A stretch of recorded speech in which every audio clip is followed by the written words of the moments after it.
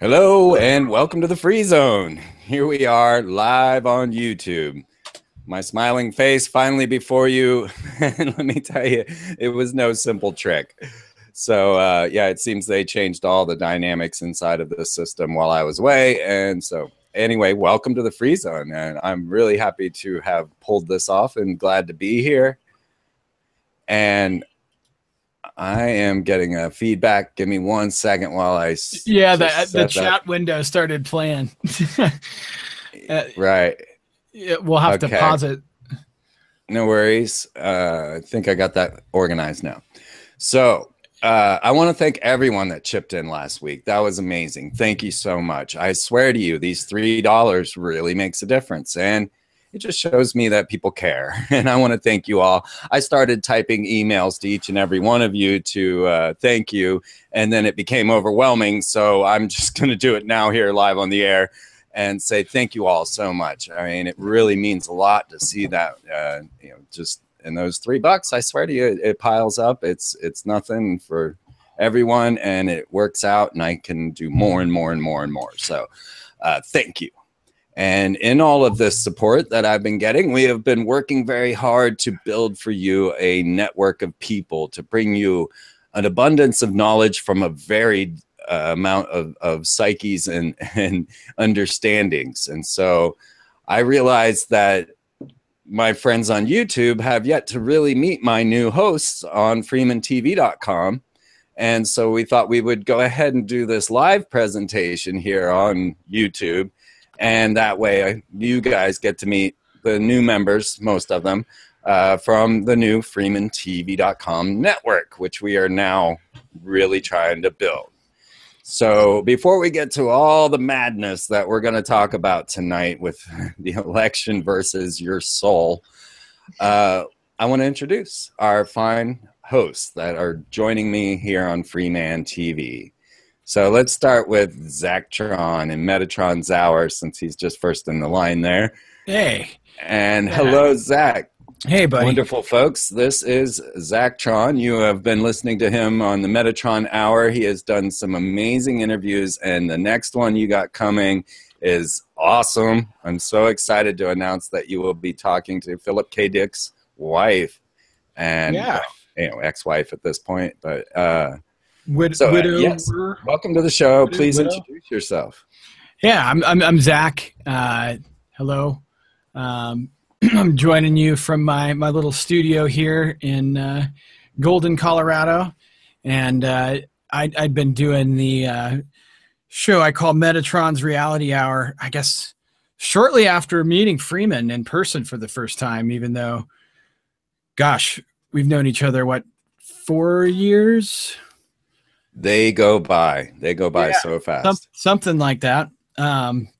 But shortly after going to the Free Your Mind conference, I felt inspired to start doing the show, and I just couldn't believe the amount of guests I got. If you're looking to check out some of the old episodes, it's on TalkShoe and Stitcher and iTunes. You can just search for Metatron's Reality Hour. But I talked to Freeman, and I talked to Tracy Twyman, Mark Passio, Lon Milo Duquette. A lot of interesting guests. Rob Homrick, who I guess he got his start through you, didn't he, Freeman? I did bring him on. I don't know if I was the first, but it's perhaps I like to bring this new talent in, and that is why you have been introduced into this cycle. And then let's introduce Korinne, our occult priestess, who has been bringing you Cosmic Core. And I thought you would be just such a unique personality to bring into this mix, because we have been digging into the occult for, you know, this whole time in years. And I guess I should show my smiling face while I'm talking, but we have been digging into these occult topics, right? All these books, you know, the Shelf of Satanism, the up here, Golden Dawn, and all the works of Crowley and Masons and things of this nature, to understand this aspect of life without the negative connotation that you get from your typical alt media that wants to demonize everything of the occult. And we have never been about that. and I'm often surprised when people don't realize that. But Korinne, you were brought into this puzzle for that very reason. And I love the shows you've been presenting and the heartfelt connections that is coming out of it. So say hi to everyone. I muted you. That's my bad. Folks, I'm still working on being the technical. Yeah, all right, you're the host and producer. Korinne. You've got a lot of hats. Hi, Korinne. Hey guys. You're live now. Hi. Happy Catterday. I am Korinne Wilson from occultpriestess.com and the Cosmic Core, my favorite new thing in the world. And I want to thank everybody who has been listening and giving me loving support, and my guests, which are awesome. Freeman, you got me the first guest. Eve Morgan, wow, she blew my mind when she was on your show. And I wanted to, get into her, dig into her. And this is giving me the ability to transition in a lot of ways, but I'm a voice from like light workers and healers who also understand conspiracy. So I'm coming at it, I think, being raised basically since I was 15, I've been studying the occult. I am now 42. So this whole time I've been on the spiritual path. And at age 30, I found conspiracy. My spirit guide actually urged me to look into this stuff. And since then, I've been writing, both streams of information. And I'm so glad to be able to bring both together and to correct some of the more ugly lies about the occult. Thank you, Freeman. Thank you, Zach. Yes, you're very welcome.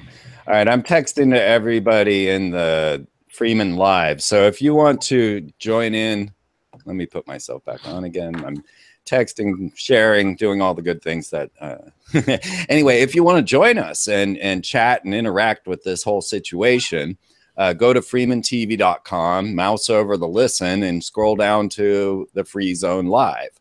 And there you will get this video broadcast and the chat room, and then you can share with us.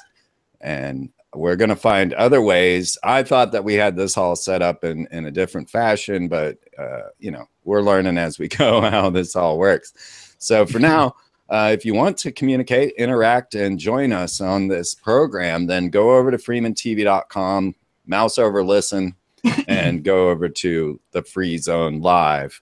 I couldn't help myself. I had to post a video of Bill O'Reilly in the Chatango room. Good for you. I think of that every time we go live.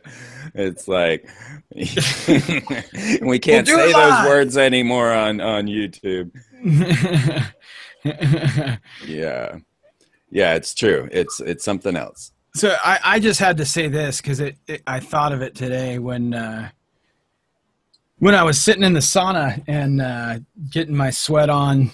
It's like the poor man's sweat lodge. I get my punch card to my little sweat lodge, and I think what I like about this network we're doing, and what you've always done, Freeman and Korinne, we're transcending all these labels, be it liberal or alt-right or alt-left or center or whatever. It's all bullshit. It's all just a label. The phrase to wonder without fear, not having any I don't know, prejudice or like fear attached with it. I mean, even though it's a common cliche, the idea that the only thing to fear is fear itself is really a great thing to really sit on and think about. Because I was mentioning to Freeman earlier, Korinne, you didn't catch this, but today is a pretty significant day as far as the lunar calendar is concerned, because the moon is both half dark and half illuminated, and it's the 22nd, which for me, 2 has always been like a big number synchronistically, and 2 and 22, and those numbers have shown up for me my entire life. So on the 22nd of October here, which really should be the 8th month So really it's 8/22 oct, you know, if you look at some of the different old calendars. But that's the thing. All these truths have been occulted and are continuing to be occulted. I mean, today was a hurdle just to get this live broadcast happening. It's like because of the like fast movement of the technocrats, like we had to last minute like go into the trenches of like gnosis and learning. Let's talk about this for a minute, because yesterday the internet went down. I mean, there were multiple attacks that we had happen with Twitter and PayPal, and Ancestry.com, I couldn't even get to my Freeman Fox TV. News. Yeah. So if we go down on the broadcast, it wasn't necessarily the Russians. It could be it could be the Chinese. It could be it could be anonymous. You never know. All the labels, you understand. We just call it dark consciousness. Let's just take the earthy labels off of it. It could be Julian Assange himself shutting us down here tonight. There you go. Yeah.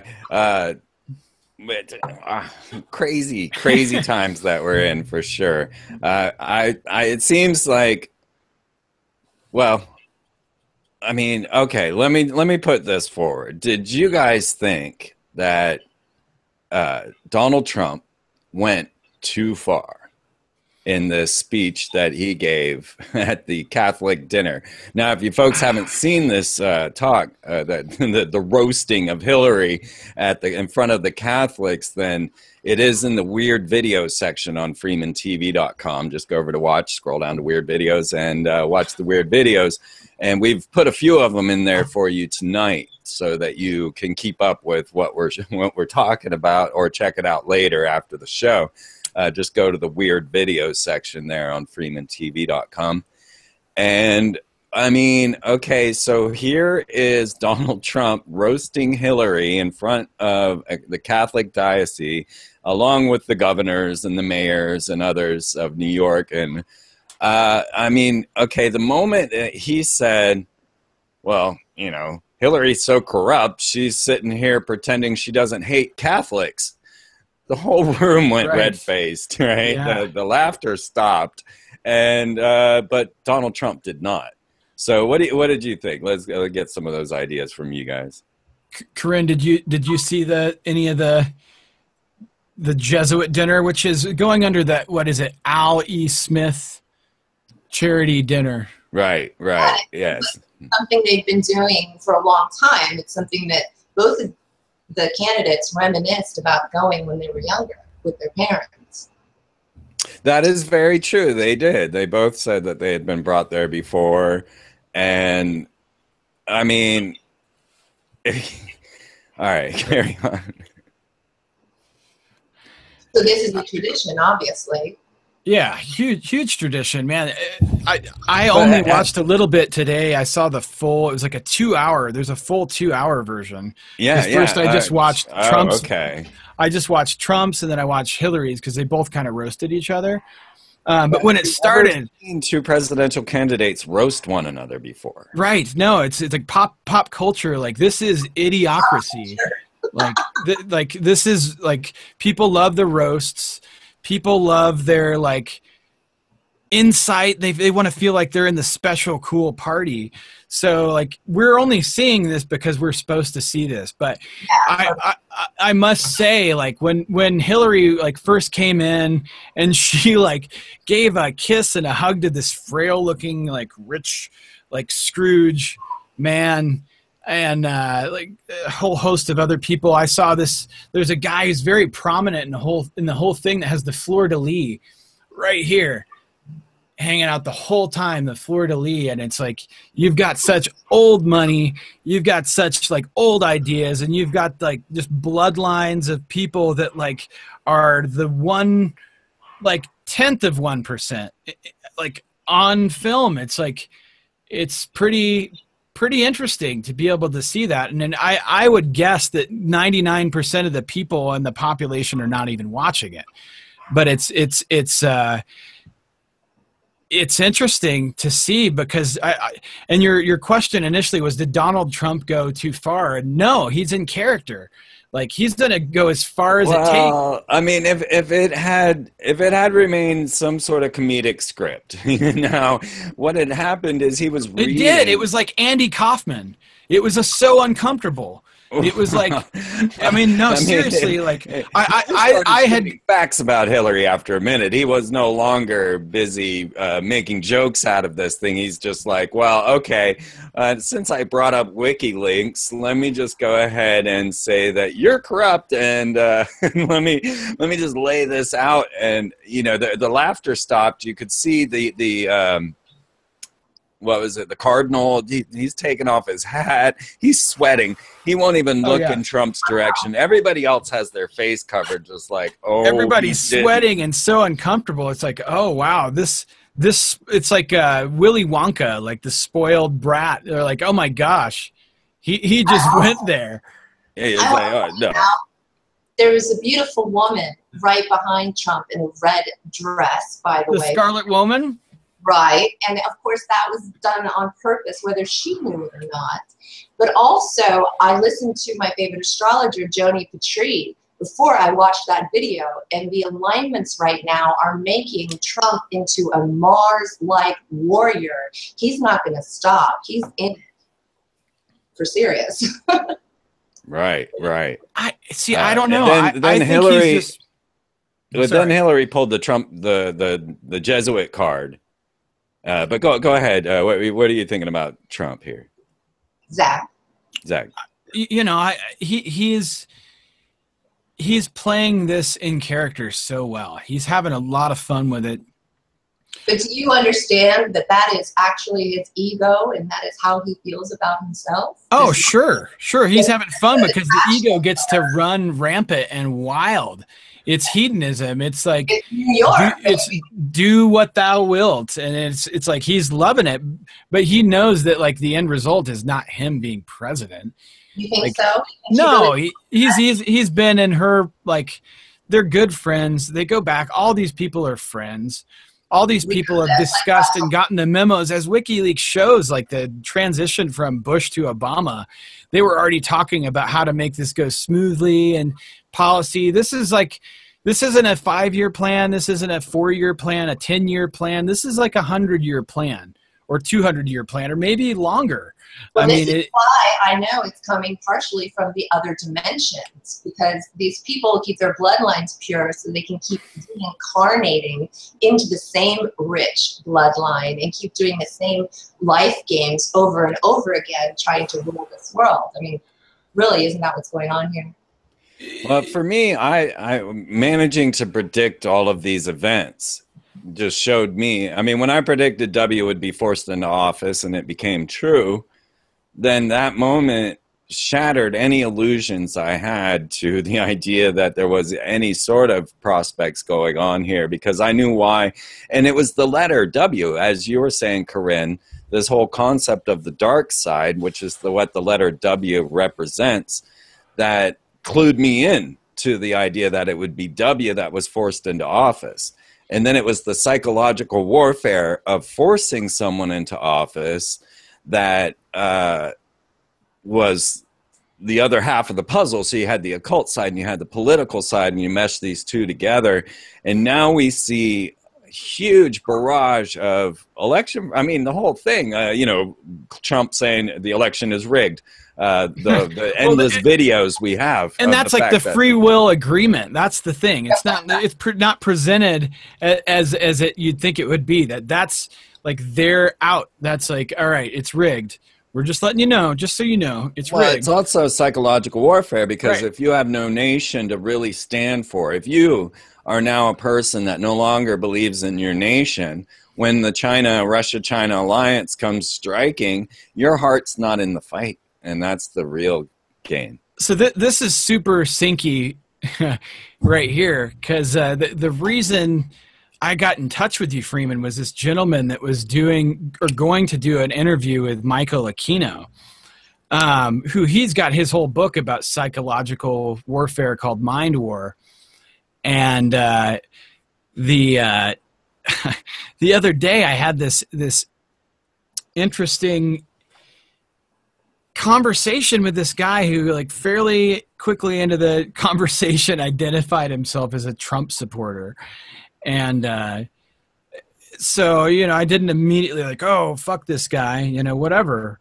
I think it's important to have compassion and listen. And so we had an interesting talk, and I had asked this guy if he had ever heard of Edward Bernays, which I think it was you that brought him to my attention, Freeman.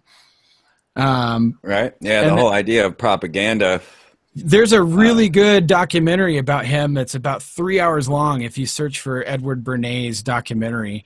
On that note, I want to add, oops, I'm not there, that on that same day, I was at my chiropractor, and they started asking me what I thought was going to happen, and I said, you don't want me to answer that question. And but by the time I was done, the receptionist was writing down transformation of America, and I was like, oh my God, your world has just shifted. Yeah, that's what's so cool about this, because me and you and Korinne, and we're all talking. This is the first time we've all been talking together. That's right. This is the first time, folks, that we've ever all three talked together at the same time.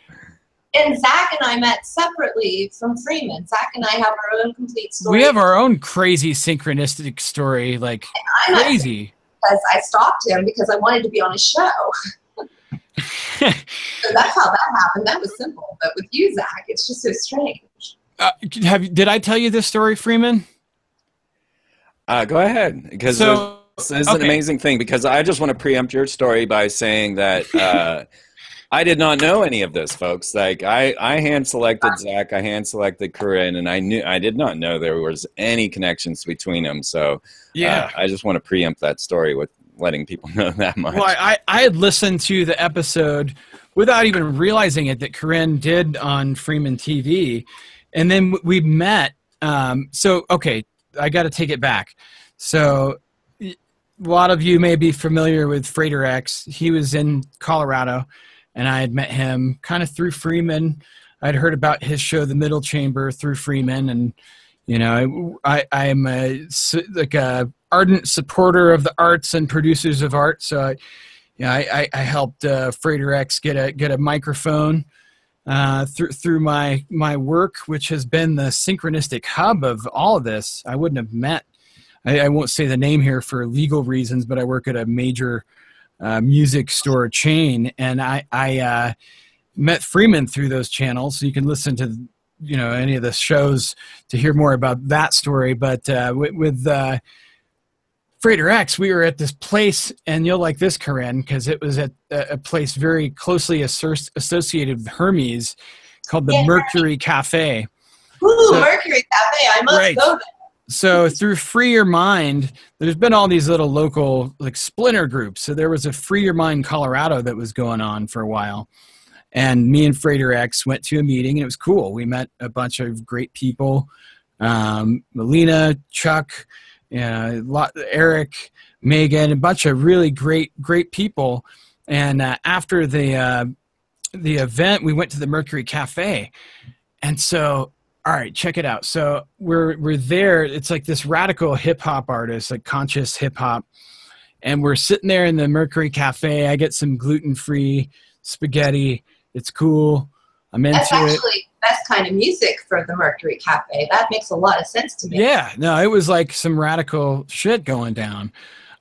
So then I noticed in the corner, I had seen this gentleman through the syncbook.com, this guy Will Morgan, who's the host of 42 Minutes, which Korinne's 42, and with 42 Minutes, universe. I had actually found out about that through Freighter X, who Freeman wrote a book for the Sync Book, who's this whole thing. I'm just like setting this up, okay? So me and Will Morgan had met, but not to my knowledge before. And I'll get to that. But I mentioned to Freighter X, I'm like, hey, is that Will Morgan? And so Freighter X, like, he goes straight over because I'm a little bit more timid and shy in person. And Freighter X goes like, he's like, hey, Will Morgan? And so if you've ever met Freighter X, he's like got a big personality. He's boisterous. And like, he's like, hey, Will, you know, and like they just start talking, and I'm like, okay, well, I'll have to catch up here in a minute. Uh, so one thing led to another, and we're hanging out outside, and me and Will start talking, and Will's like, wait a minute, where did you just say you work? And I'd been selling him stuff at my work for like the past 3 years. I didn't even realize, like I meet a lot of people through there and see a lot of faces, but so me and Will, we're making music together now. We're like tight, we're good friends. But about a year, maybe year and a half ago, we had gone to the Stanley Film Fest, which is in Estes Park, and that's, for any Shining fans out there, that's where Stephen King got the inspiration for The Shining.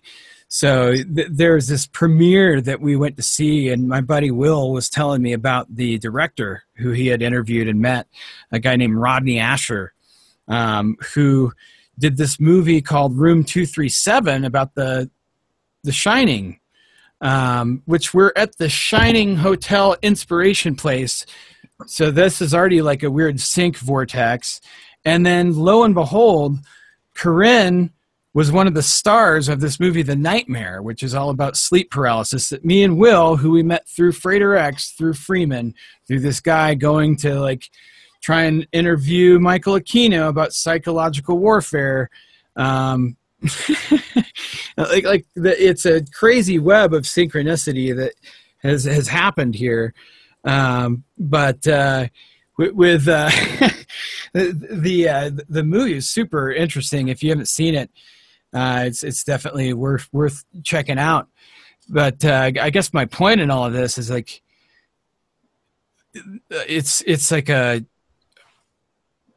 such a strange web of connections that is developed here, and strong interpersonal connections and relationships, and like. I think it comes out of, all of us transcending labels and like, really, not being judgmental, not acting like we know it all or we have it all figured out. Cause I'll be the first one to say like, I don't know shit. Yeah, and without I've had a doubt. very few moments in life with the director, Rodney Asher. But one of the things that he said to me was, the Radio 8-Ball people, you kind of remind me of that vibe. You should go check them out. And of course, that goes right back to Zach and to Freeman and Sync Book. And it's Sync. So I would say we are in the sync. Without a doubt. Yes. Yeah. Took the words right out of my mouth. You can't plan this stuff. I've never gone and tried to find the information that I have. I always say that this, I was just the perfect vessel for this information to find, because I didn't mean to know anything that I know. It just happened. And then this just happened, and the show just happened. And I mean, I don't know, Pay some respect to the gods of synchronicity, or the electrical energy of synchronicity. The It's unified beyond field, us. the outer neon. Yes, divine. Okay. Sorry, I didn't have an answer for that. Well, I didn't totally hear the full question. Yeah, I don't know. That synchronicity is divine, and it's in divine order, and it's providence. Right, and I think that's a key ingredient to how we structure our lives, and being open to having things new into your world, allowing things to happen. Quit saying no when you already think you know exactly what's going to happen, and Yeah. you and that's think the whole yourself thing right into it. about being in the wonder, right? And without fear. Right. So I was thinking about this the other day. I used to do improv theater, and to do that, you've got to. There's a couple rules, and like the first rule and the most important rule is that you accept all offers. Which, Freeman, you can totally relate with, because you got the offer to do this Austin Access show. But that's the thing, like, most of the people, I'd say 90% of the people, like, they don't understand. It's very difficult to grasp that concept. But if you're doing an improv and you're acting and you're setting the stage and you're like, okay, I'm here in a car in New York City and I haven't been, able to pick up a client in 2 hours. And if the other person you're acting with is like, no, you're not. Right. That's the end of it. So Right. It's all about the flow. It's all about the, like, acceptance. It's all about, like, your heart being as light as a feather and, like, wiping your feet at the door and leaving all the fucking bullshit to, like, go and fuck with somebody else's day. You're totally going to get me kicked off of YouTube. You know that, right? I hope not. They have all new stringent rules, and I'm already held to such a high caliber of I can't show clips. I can't do anything. My videos are banned worldwide. So if you could try and curb it a little bit, I won't be able to. I'm getting excited. Yeah. I can pretend we're on Coast to Coast with Art Bell. Well, okay. Because I think that's the respect the show deserves. I tried for years to get on Coast to Coast, and it seems that there was a conspiracy of synchronicity to disallow me from getting on Coast to Coast. And now it seems there's a full-on actual conspiracy to keep me off of Coast to Coast. But in the early days, I had phoned in, and each time I phone in, I would mysteriously get beeps or weird hums on my phone. And I could never get through. And now as far as I can tell, I'm simply banned from Coast to Coast because I have friends there. You would have it with Art Bell. I actually called in to Art Bell on the Time Traveler line in like 1995. And the archive is totally out there somewhere. But it was 95, and Bill Clinton was president. And I had said that it was totally a prank phone call. I was into that at the time, but also a big fan of, like, Coast to Coast with Art Bell. But I had said that I was calling from the near distant future, like actually like 30 days in the future, and that I was going to, give people this information that there was going to be a propellant that would solve all of our energy needs and, world hunger and everything, that was a propellant based off of an extraction from the weasels and beavers.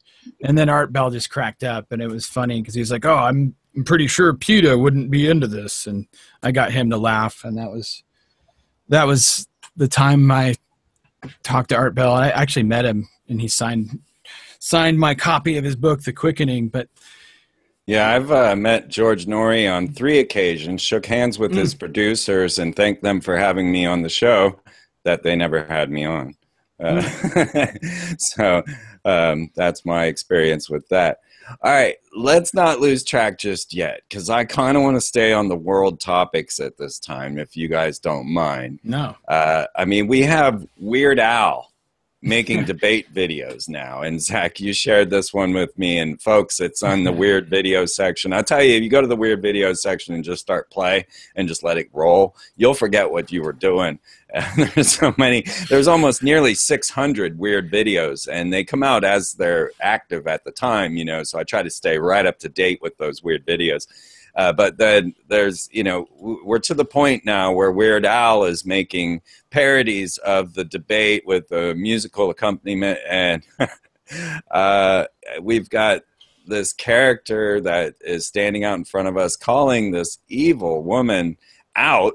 And no one should win this election. It should be completely recalled, scrapped, and started over, just like old Trump says about Obamacare. Let's do that with this election, because I don't know. I just want to get into a little bit of the ideas of what I'm seeing in that Trump being allowed to say these things at the Catholic dinner. The idea that he called her out for hating Catholics in front of a bunch of Catholics, her pulling out the Jesuit card, and the levels of shenanigans that we have gone to when we're staring down the pipe of World War III. They're accusing Russia of tapping into our election and shutting down our internet. Then we have the internet go down, or all those websites. Right now is a crazy moment.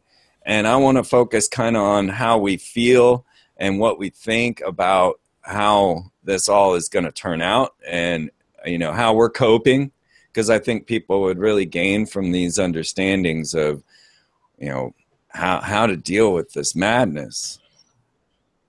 Korinne, what do you think? I'm not a political person. I'm really being focused on the spiritual. I don't have any room to fit politics into my ideology. I believe in sovereignty. I believe in activating your crown chakra and coming into alignment with your higher self or divinity or your soul. And politics have absolutely nothing to do with that. I find lately I'm a bit isolated. I can see what's going on through the internet, through this mirror, but I'm not actually engaging with it myself. Personally, I'm doing a lot of spiritual work, and it's awesome, and making shows. So what do you think, Zach? Let me add this to that then, because as I've been looking at this puzzle, and I've been saying things like, you can't be vengeful in this situation. That's what's getting us in this problem. When you're going after Hillary for her crimes, when you're trying to bring it all down and you want to be vengeful, then you're still in the game. So to agree with you there, Korinne, is the idea that in order for us to be able to walk away from this totally corrupt control system, we have to have that power within us of knowing that the universe is out there working in our favor, and that if we open ourselves through these practices, then the universe guides us to our next step, and we don't have to have evil overlords planning every step. And that's another thing I wanted to bring up about synchronicity, is that the Western mind, the ego, likes to control everything. And when you're in control, you're safe. And that safety is an illusion. So it is right. Safety in doing the work to be guided and to be open to guidance, and not think that you're the great choreographer of the universe. Right. So here's the thing too. There's this thing called the Hegelian dialectic. Mm-hmm. And I use this with my son, who's 12 years old, all the time, and I'll give him the illusion of choice. And when I do that, you know, I might ask him something as simple as like, would you rather have peas or would you rather have carrots for your vegetable for dinner? And both of these choices have been pre-selected, and they're, you know, they're both vetted. You know, I know that if he eats carrots or peas, it's going to be a good thing. But he feels like he has the illusion of choice.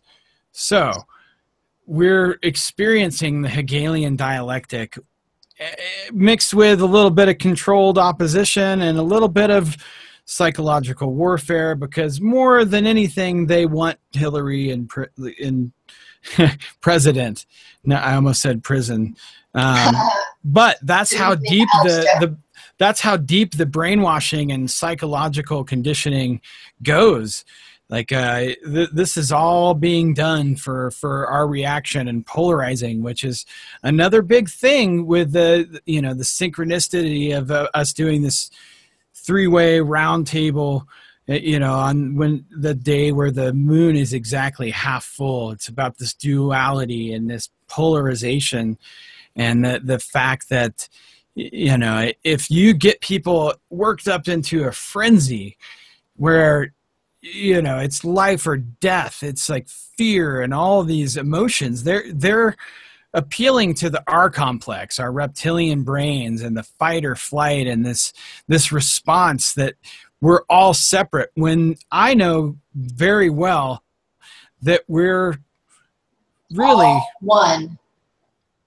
Yeah, you know, and you can take it back to the fact that we're star stuff or whatever. We all come from the same singularity or whatever. And I'm a skeptic. Like I've got to say that. I haven't said that on too many of the shows. And, you know, for people like me, like introducing myself, I come from a place of very left brain imbalance and being very skeptical and then, you know, overcorrecting. And that's the thing, you know, you learn through some of the master keys out there, like the book that is really unattributed to any one author called the Kabbalion, which goes into some very deep philosophy. Yeah, 3 initiates, and it goes into the 7 hermetic principles and polarities. I would like to say, for the record, it reads like stereo instructions. It does. It's good.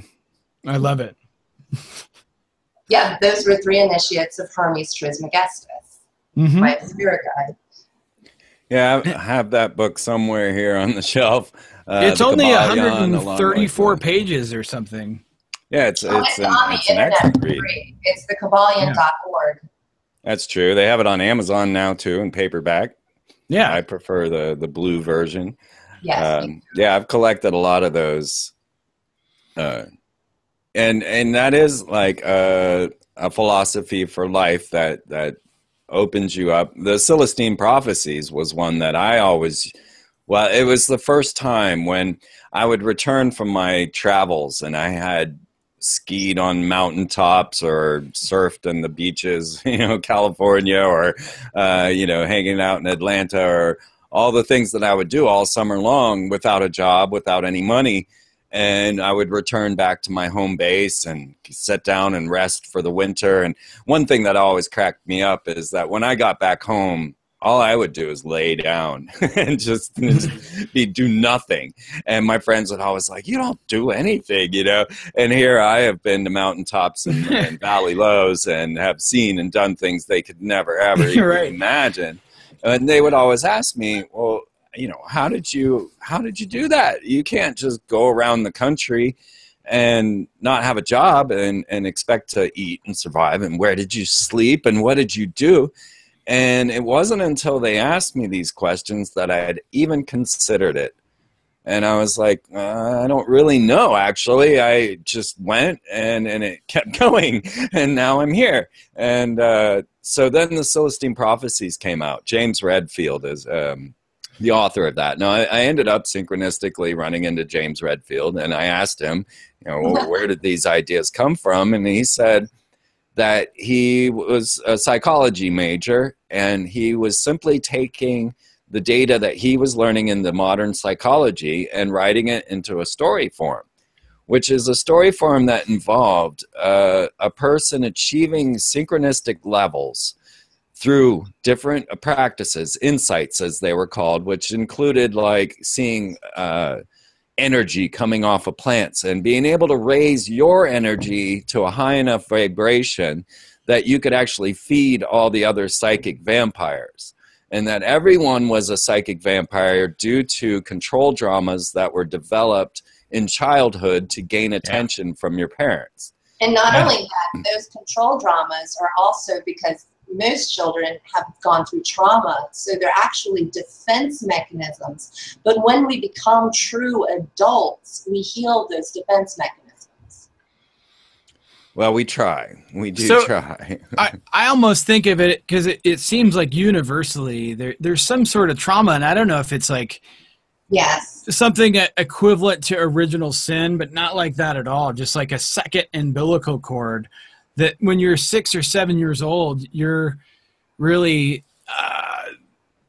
severed from like the Godhead or like universal consciousness, because it's like we need a little bit of preparation before we're just like thrust into the oblivion. And I feel that creative play, the very thing that we know as a child, the ability to create an entire world on bookshelves or in a bush, and the timelessness that goes along with that as you're playing in your imaginary world, and then all of a sudden your mom's calling you for dinner and you're like, how did that happen?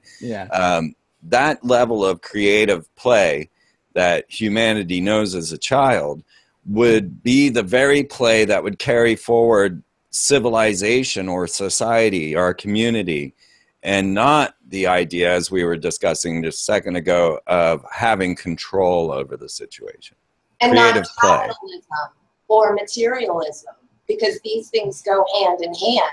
Being better than your brother, the competition complex, really. Right. Compete with how creative you were last year. And what you're speaking of, we have a word for it in the Hindu language, Lila, creative play, divine play, because we are creators. So that's awesome. Thanks for mentioning that. Yeah. And it's like, yeah, capital schism or material schism, or, you know, I want to hear more from Korinne, because I relate with you, Freeman. Like, I don't know, I feel like I grew up in, like, it was like the Sandlot in this like very fortunate way, like partly to do with my white privilege and like this very, you know, small town. Like I broke into the Colorado School of Mines campus on the football field and like built like tree houses, and like we did all kinds of stuff that like you can't get away with today. And we like broke the rules, and like, but we were innocent, and like we were just at play, and like we learned so much. And then I can relate with, even though like I wanted to grow up fast. I wanted to grow up way too fast. I had my son when I was, or found out I was going to have my son when I was 18, but I had graduated high school early. And at the time, you used to be able to get a thing called the Ameripass from the Greyhound bus. And it was 6 months of wherever I wanted to go.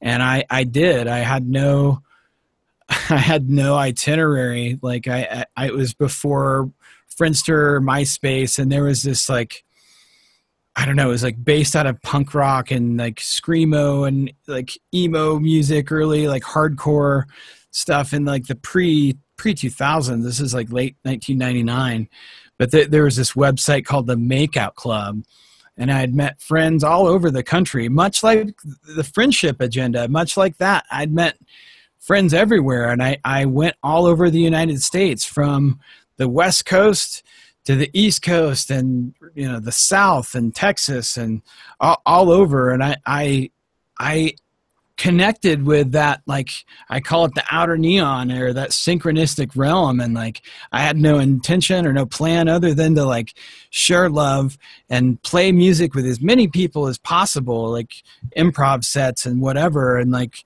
I had no agenda. I had nothing other than to just like experience and live life and do that. And I feel so fortunate to have had that experience. But yeah, it was really my goal to I wanted to grow up so that I could do all the things that I wasn't supposed to do when I was a kid, or that I wanted, everybody's like, wait, you got to wait till you're bigger.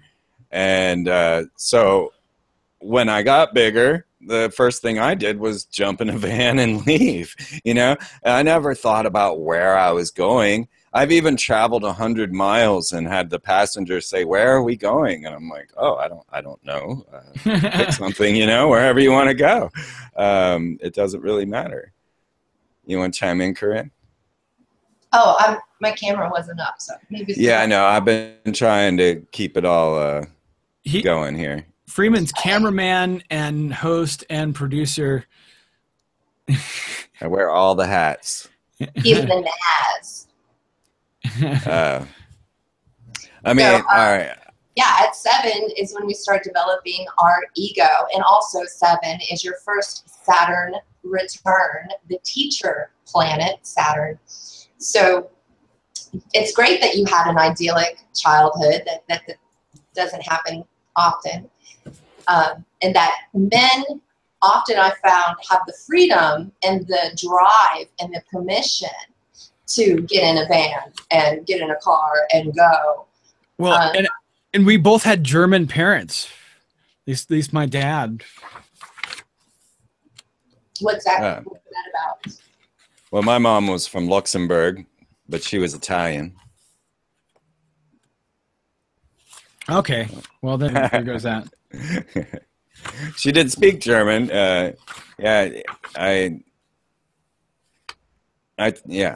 Mom. It's not no place in my life right now where, once you reach a certain age, you start to lose everyone.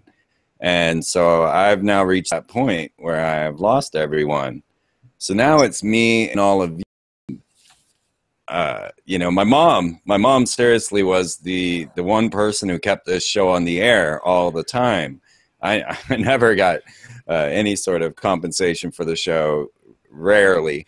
And my mom kept the show on the air for years and years with her pension or her Social Security check, you know. And now she's gone and everyone's gone. And now it's me and you, and we've bonded. And you guys came in, you picked up mom's slack, and I never got to show mom. Like, I kept promising her, like, no, really, mom, this show will pay. I promise I'll be able to pay my own rent eventually. You know, this had been 10 years into the show already. No, seriously, I'm gonna make this. And I created the members section for Freeman TV, and it worked, and I started getting rent, and but mom had passed right before I got that all done. I mean, and you know, if it's not too much, she died in the very room. And so, point being that I am so glad you guys are out there, and that I can continue to do this over all these years, 12 years now, going all the way back. And I mean, you know, I started this whole script with Y2K and getting into Bill Clinton and the occult sides of these things, and then the disgrace, which actually came before Y2K, but that started the ball rolling. That was kind of like my moment. And people say they have a wake-up moment. For me, it was the Clintons. It was Waco. It was 1996. And the Celestine Prophecies was running side by side with all of that. So as a sign of respect, can we please say your mother's full name? No. Okay, we do that. Full name, so that we are paying respect to them. You can say the same thing. No, mom with me. She's always there, and she's been the one caretaker that's always been there for me. And I always knew I was safe, I guess, because I had mom. I could give you some rescue stories for Bob that are just, you would believe my little mom running around in my dad's big Ford Bronco coming out to pull me out of the mud when I was doing donuts in an empty lot. Or, you know, just all the times that she rescued me and kept me going and allowed me to be free and to be, she's like, no, just keep being you. And, you know, keeping this going. So, yeah, that's the best advice you can give. And I think both you and Korinne are living that occupation which is like people that are both healers and healing. That's the highest.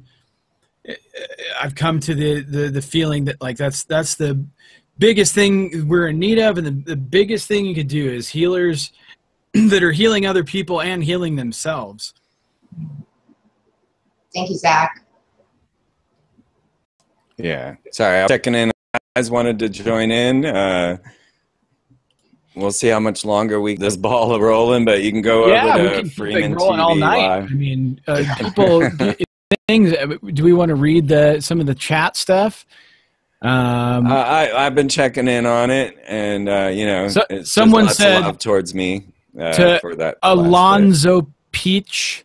Yes. Okay. Let's give a few shout outs then. Alonzo Pichardo. Everyone knows he was my excellent assistant on refabbing freemantv.com to make it the wonderful working functioning tool that it is now. He took my 12 years of creating this platform and molded it into a much happier situation for people on their phones and everything. So Alonzo Pichardo, thank you so much. I know you're always out there. He's in the background, and he's always we're talking all the time and keeping things, trying to keep this show up to date and keep things going. So let's give him a shout out then. Freeman, you're friends with everybody. It's like, I know everybody. I swear I have 100,000 friends. You know, it's like 3 times the human average. Okay, so I talk about, because this kind of goes to meditating on it earlier. There's this show called the Black Mirror, which they just put up. Watched 2 episodes. Like, I'm trying to pace myself, because they're heavy and they're bleak, and it's like a speculative fiction, bleak nightmare, like some, like, I don't know, it's like all this like dystopian technology. But the very first episode, it's like they broke this, that like you do things nicely for people to receive like some sort of compensation or like karma or like positive thing, like doing things in order to receive something like that doesn't. But the idea was that like everybody's tapped into these cell phones and devices, and this thing becomes like the currency and like caste system, where like there's this rating of 5 stars. You're like a 2.5, like you're in like lower class. You can't rent it easily. You can't fly on standby as easily, and it's like heavy stuff, because like we're already almost there with Facebook and Twitter and Instagram and these people trying to just get attention. They want to get it so badly, which is like me and doing this show, doing like this, because I'm not like to scratch some itch of like being famous. That's all of us, Zach. Like, you know, I don't be in front of the camera. So yeah, we're shy. We have a hard time with it. And it's like you've got so many naysayers, and like in like this lady at rock bottom, and it almost reminds me of Pee Wee Herman. There's this tree who picks her up, who's like a 1.4, which is like you're worried that this person is like a serial killer or a psychopath or like some sort of welfare person or like whatever, like automatic degenerate. Which I would say, like, yeah, don't judge anybody based on how they look or whatever. You got to like protect yourself. You got to be reasonable and grounded. But it goes on to like this lady up told her story of how she hit rock bottom and just stopped caring about what other people think or thought or and think. But there's I think a lesson there, in that like you don't have to, like, it's good to be honest and not like try and put on this persona. Like the main character, she was being so fake and trying to like get these likes and votes. So interaction, that's this terrifying. Every interaction, imagine that you were rated. Like I am, and you are, yeah, you are. I hate YouTube comments. Yeah, but at the, I don't know. Yeah, it's like there's disinformation, and you have no idea how many paid to like be trolls and like whatever. So screw them, man. If there's someone who's like a real person with a real, like, they're not gonna be saying anything you do. End of story. That's so a you're rare talking thing. about like discernment there, as well as getting that lesson. Like even Freeman was talking about that lesson of put caution to the wind. Try it. And that is the whole thing. Are you going to put your foot on the path of questionableness or not? Are you going to be in the wonder or in the fear? You guys know my story of how I ended up on thing? Yeah, like some like Pleiadian, like Quick. Homeless man started to do mentions a book called The Keys of Enoch, a book I brought with me. And I'm only like in you had Austin already brought you? Yeah. Like, holy shit. Yeah, it's up here on my shelf. Yeah, that was the only book I brought with me in the van. It was one that I thought, I never did open it, actually. But the fact that this homeless man with gray, greasy hair and one white eye and wanted to do my numerology, I agreed to, hang out with him. This was the type of person that you would be describing in here as a 1.4. He lived in a van, old, homeless, scary guy, right? And yet he was the happiest, most fun person you could imagine. Really nice. So I give Zoe awards for people that do this for others, what Zoe did for me. Because what happened was he left a note on my van, because we learned that we were just living blocks away from each other in our vans. And like I said, I was only in Austin for the weekend for South by Southwest. And he leaves this note on my van saying, hey, you need to go to the mall. And he left me all the bus routes. So I jumped in the bus and I went to the mall, and I'm at this rinky-dink empty mall. And I'm like, what? in, and I find this room filled with people, and I'm like, oh, okay, this must be where I belong. And I realized that I already know about 6 people in the audience. Like I say, I've only been in Austin for hours at this point. But all these people had already come across my path. Turns out they all knew each other.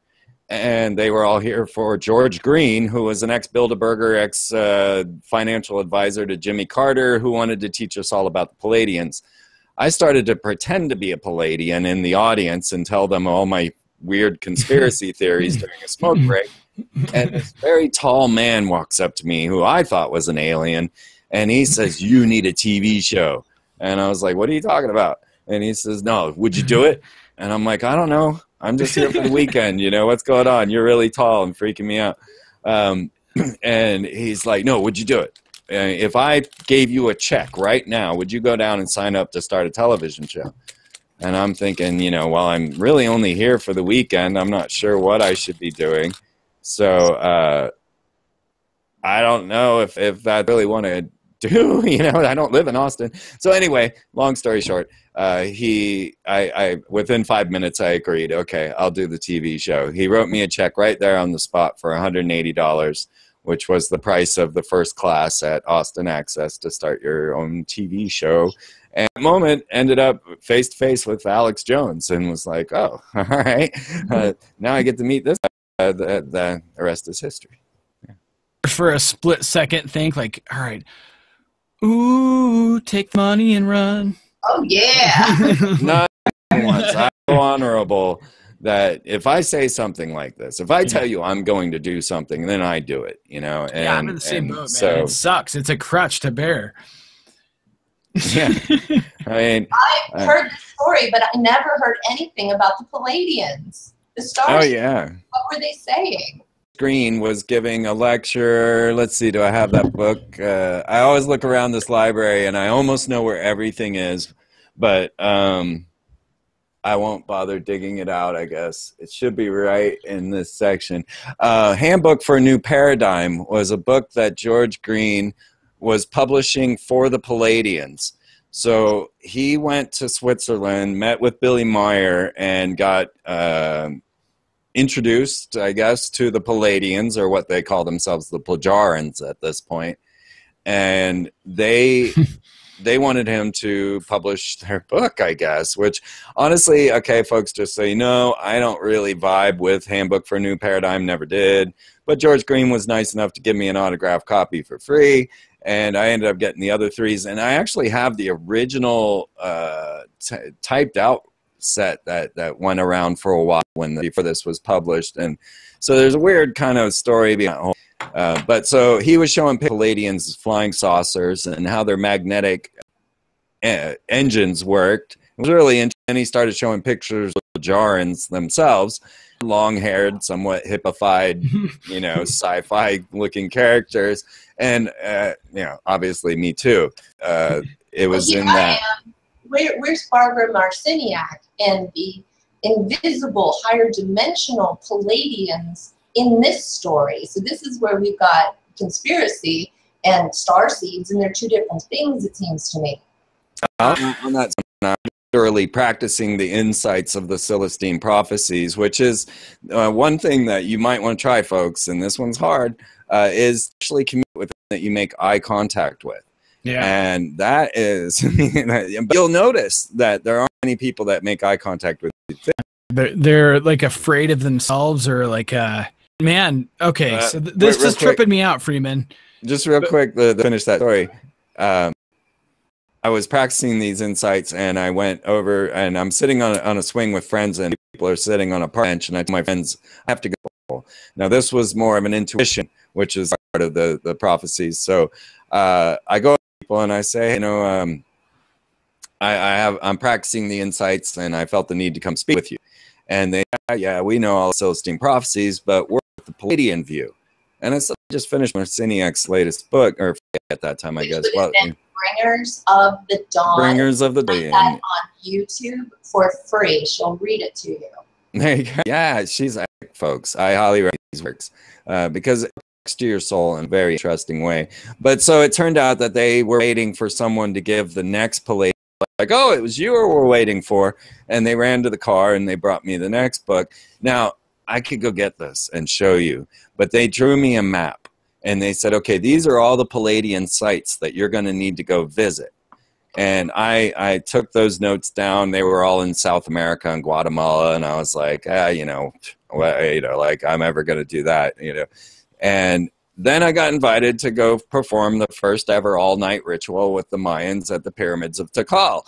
And they were all the famous Freeman. He's coming to film our thing. And I did the first ever since the pyramids were discovered, all-night ritual the Mayans ever performed there.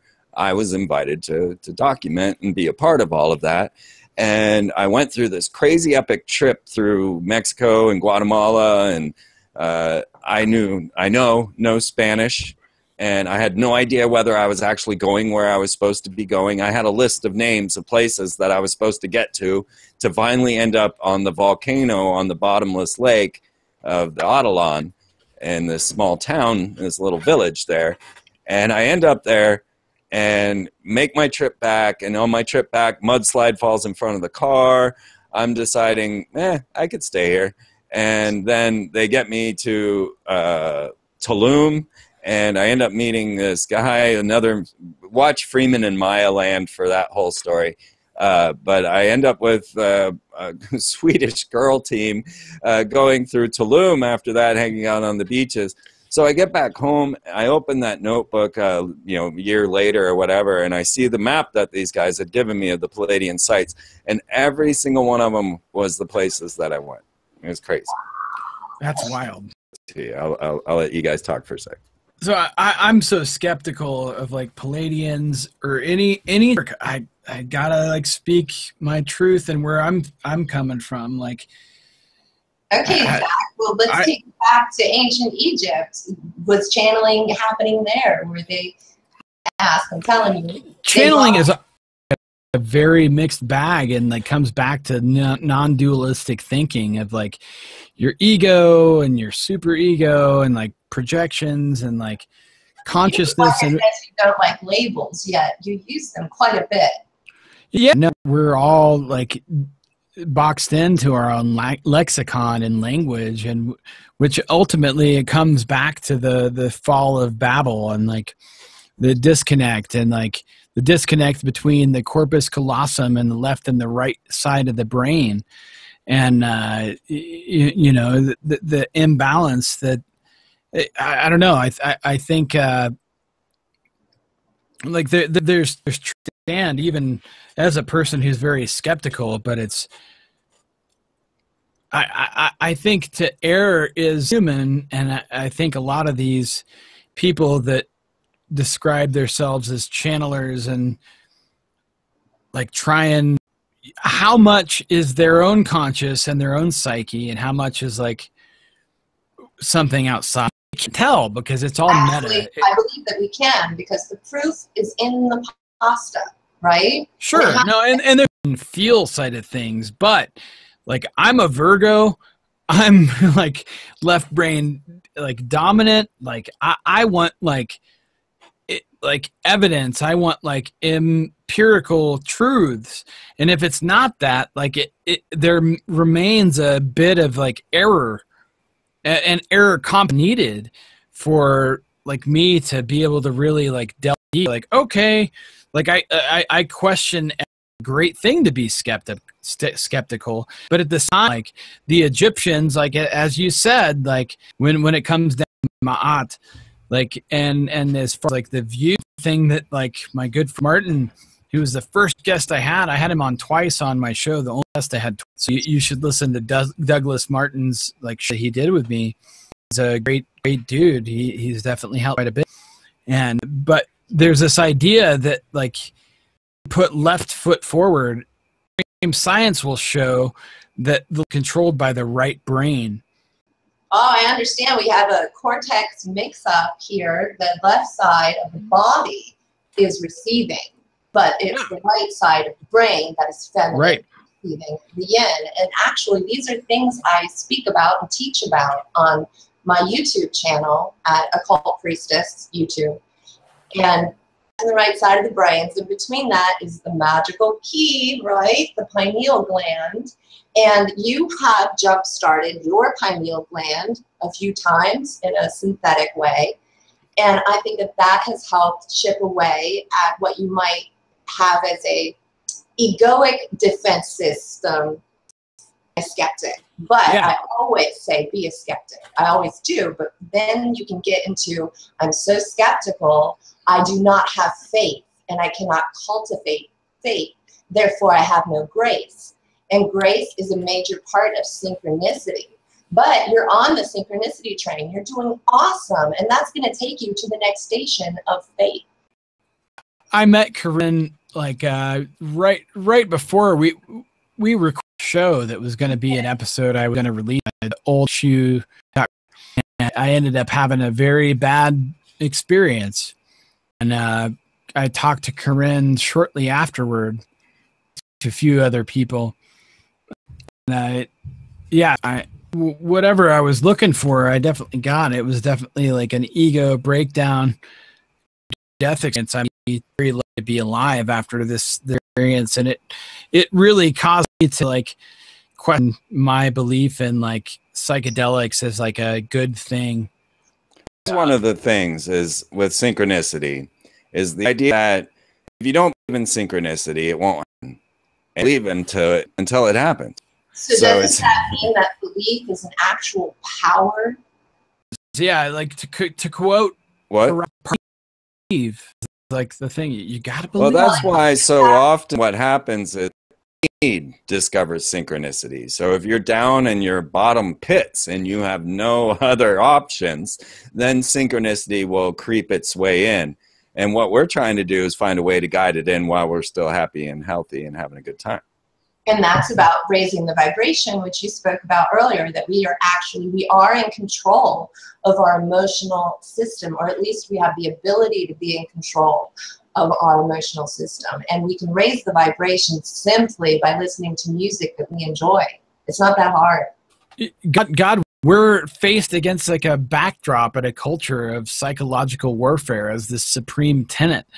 And if you listen to the radio, if you watch TV, if you log into Facebook, if you're at a job, if you're in any of these things, it's like the prime directive is not your best intention.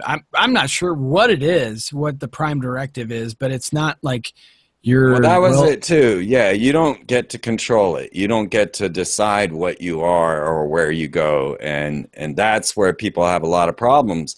But when you learn this, then you realize that being home free and just rolling is so much better and so much more fun than vacations.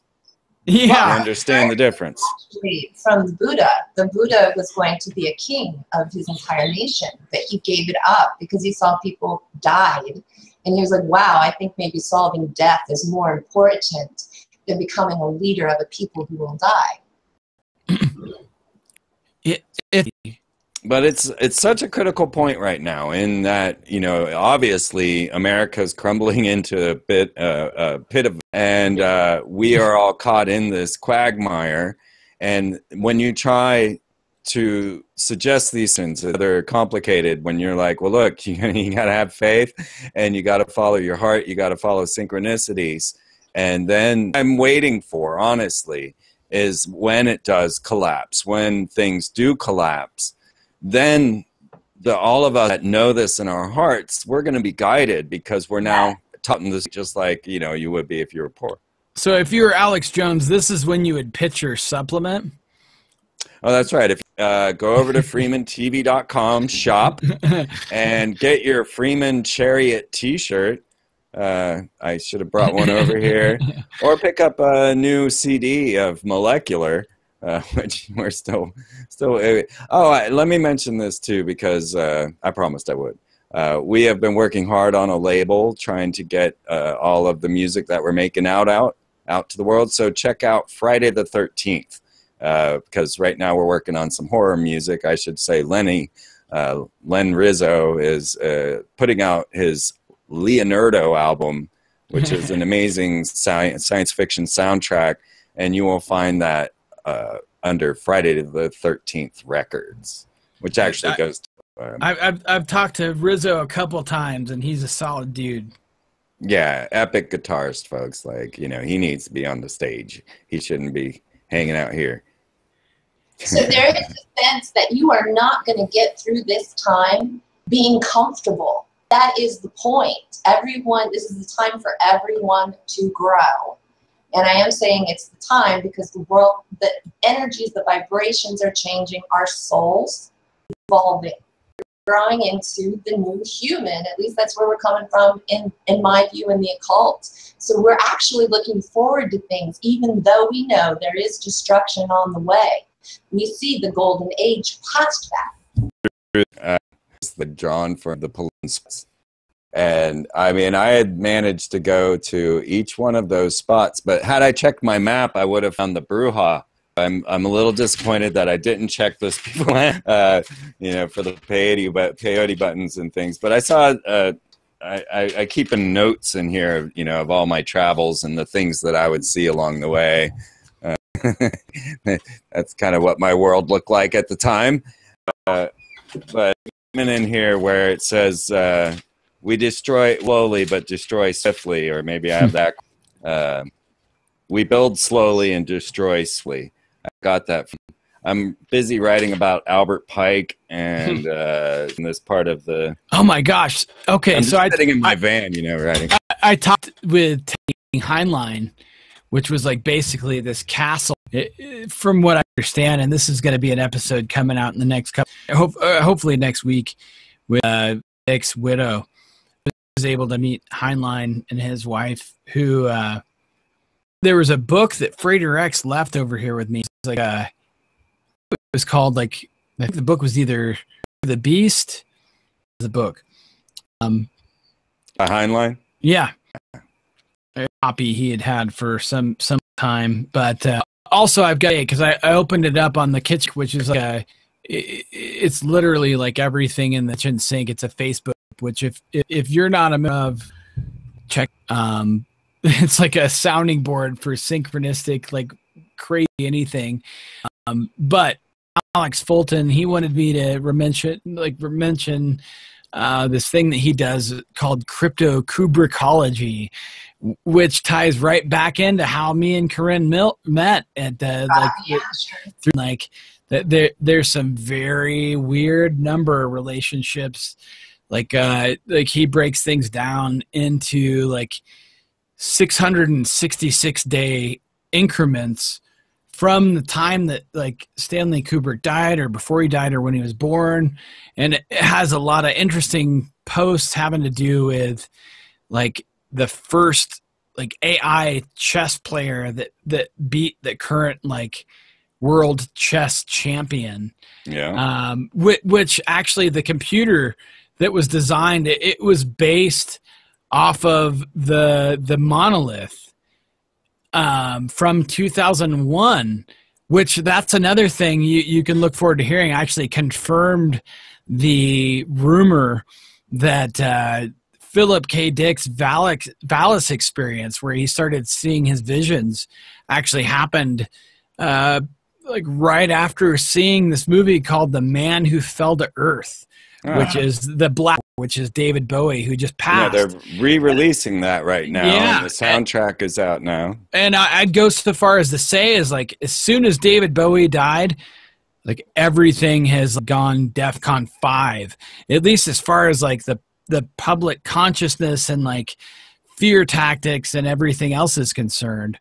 There was a meme going around on Facebook that David Bowie was the glue that held our universe together. He was. And like in the past 2 weeks, the album that I've listened to, like I've been listening to it on vinyl, Black Star, and been watching this like crazy video, which my first guest on the new Metatron's reality on freemantv.com with David Plate.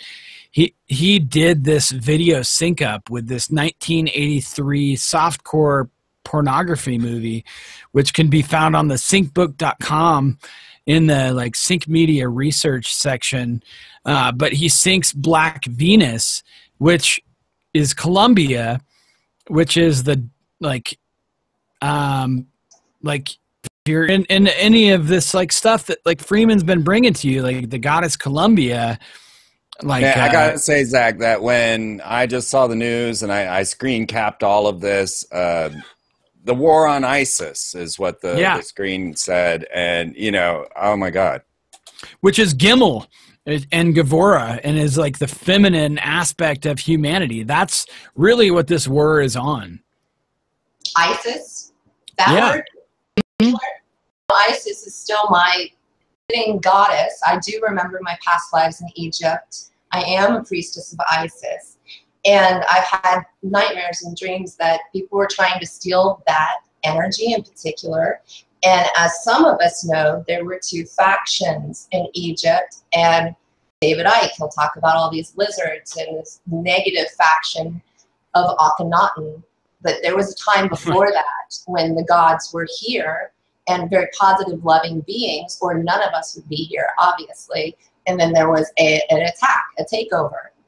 So understand that going back to original Egypt, should be going. And obviously before that, even Atlantis, but I do not have much information on Atlantis. It all translated into Abrahamic religions where I feel fall of Babel, Babylon, unrecognizable. I got above me here showing how this architecture was designed in human form and how the chakra system was all equated into the very architecture of Egypt, and how, and as Korinne was mentioning, like the Ogdoad, where it was fish people versus serpent people. I mean, that's in their history. This is straight. They're called the Ogdoad. If you want to go look at them, there's Egyptian depictions of them with, serpent heads and fish heads. And then you get into all this, the Pope and the craziness that's going on now with the Jesuit situation. And I want to let the folks know that I am working on getting a good Jesuit expert on for one of the next coming shows. I've been putting my feelers out there and getting some good guests lined up for all this situation. You guys have been doing an awesome job bringing in amazing guests. So great. Just I don't know if the folks know, these guys are freelancers on freemantv.com. They're just getting epic guests on their own, making this show awesome. And so help keep things going. Get over to freemantv.com, share it around, help us keep going forward, technologies and all of that. And, give us where we can, because that really helps and gets us out there to more and more people. And, just epic shows coming your way. So I just wanted to get a PSA out there and get tv.com. Yeah, share, also, donate, tip. Would you like to mention the friendship agenda? Like everybody else, it's kind of the friendship agenda is kind of like that party where if everybody showed up at once, it would be an awesome time, but it's just kind of slow going. And so, yeah, I mean, I should. And there have been people there that have been there for years. The friendship agenda is a goal of having access to being able to live freely. So I've managed to live for an entire month in England, an entire month in Australia, an entire years in America by using the friendship agenda and just being able to go from home to home to home. And all of these people are completely welcoming to all of that. So as I traveled around and I met all these people and they were all so welcoming and wonderful, I said, well, let's build a network so that we can all, find each other. And that's what the friendship agenda became. So it really is a network there for if you want to leave Facebook and go somewhere. If we all came together, it would be epic. It would be an amazing adventure. But we are also limited by the structure of the software. But it does all the same functions as Facebook, and it's our own. There's no Zuckerberg in the background or anyone trying to get your, or kicking you off as they do to me every few months. Just so you know, I'm on my eighth. Yeah, you said 8. Facebook profile. So if you have lost me, just follow me as the real Freeman Fly, and you'll find me again when I get my profile back. So yeah, but yeah, guys, I'm bringing this to our conclusions here because this is about as long as I can sit in a chair. And so I wanted to get all the PSAs out, but let's get out our final thoughts and things. A lot of people are saying in my camp over here that this is the most exciting time in history to be alive. So if you can't hold on to anything else, hold on to that. There are so many beings who want to have this experience. But here we are in fleshy bodies, and we're having an experience for real, and we're going to see the big reveal, apocalypse, to reveal everything from the spirit realm all the way down to the material realm. So we're here for you guys. Did you ever feel like you went to the Earth? Oh, definitely. Thank you for having this life. But time to be alive. And there will be a moment where if the proverbial brown stuff hits the van, you're going to find it wonderful. You're going to find amazing purpose in your life. And I highly recommend going back to that Hopi prophecy of us all being cast into the river and thankful for those that are floating along with us. And honestly, it really brings out the best in people. I hate to say that. But this isolated idea of ego-driven life that you think you can determine your future is an illusion, always has been. It's just now it's going to be thrown in your face. Yeah, there's no time like the present. And they say that the present. Yeah, so, and now, the zero. Yeah. And that's where we get to in meditation. The present isn't always. And it's what vibration of the present do you choose to be on? There you have it. I think the idea of getting the three of us here together to finally have our first, this is, the first time we've ever all spoken together at the same, Anyway, it doesn't feel like it, though. It doesn't feel like it. And I'm sorry I blabbed on more than I should. But if you want to... definitely all having a past life experience. And I don't know about you, Zach, if you believe that you've been on this team before.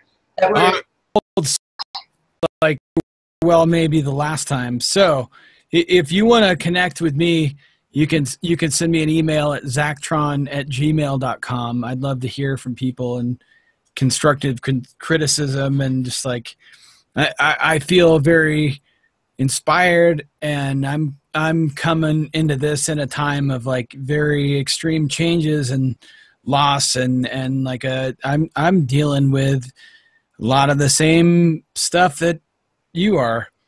Zach, you just made me realize that I have won the Zoe Award. The Zoe?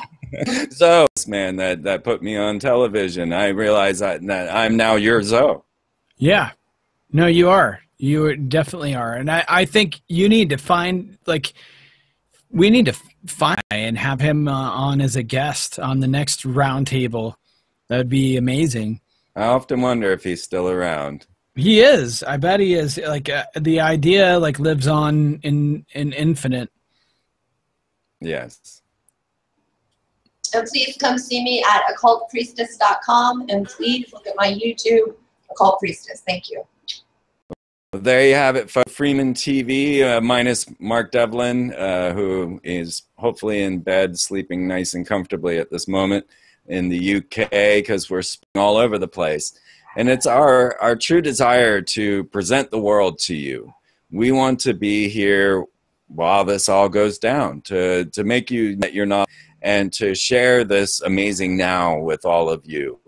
So that is our us your comments, your ideas, your thoughts, your guest suggestions, or if you're in the midst of something and life is going crazy, flying saucers are coming down in your backyard or something, contact me. We'll live. We got no problems getting this up and getting things out there, and that's all I can do with this power I have now. And we'll probably tell you about Project Bluebeam and how you should be really skeptical. Now, to that, but I will suggest watching Aliens from Hell, because your concept of Bluebeam is not at all the concept that the person who created it is. And it actually goes way more into Korinne's camp than yours. Yeah. We have camps now. That's interesting. Versus channel, yes. I think the lines were give myself any label or definition because I know that You already have. my brain is full, and I'm like, I'll look at anything and then I'll question it and I'll think about it, and I know. I'm as skeptical as they come. Same way. I'm like Robert Anton Wilson in that way that, you know, I got to believe it to say it. I have to see it to know it. And yet here I've shown the world that yes, we can, says thank you, Satan, very clearly in reverse. And I don't see how that affected anyone anywhere. These type of things boggle my mind. As the biggest skeptic and saying that the president is a clone, I would never, of course, say this if I didn't have every lick of evidence that was necessary to say that. And then share that, you know, yes, we can is thank you, Satan. And I expect the world to go, oh my God, you know, this is real, because I'm that skeptical that I have every bit of evidence, and if I say it, it's real. I don't want you guys to think I'm not skeptical, because I was very much Spock for many years until I really got into the teaching of Buddhism and helped my ego get down a little bit and lost my ego completely. That'll do it, and that's why I do. You know, psychedelics are good for you if you can handle it. Yeah, I think it can open the doors of perception, and I think it can be a good thing. But I will say, like, not under the influence of any psychedelics, as like a very young kid, after watching an episode of the X-Files of all shows, like I did see a UFO, and I've seen a UFO 2 other times, and all I know is that it's an unidentified flying object. But I've seen things that I don't explain, that I can't explain. And like, that's the thing that keeps you in check. Like, there's things that you can't explain. And I know that, like, I don't have all the answers, and that scientism is a trap. And I know that like, I don't know, there's this force, unified field theory or outer neon, and this force that's created when you're, I don't know, living in the moment.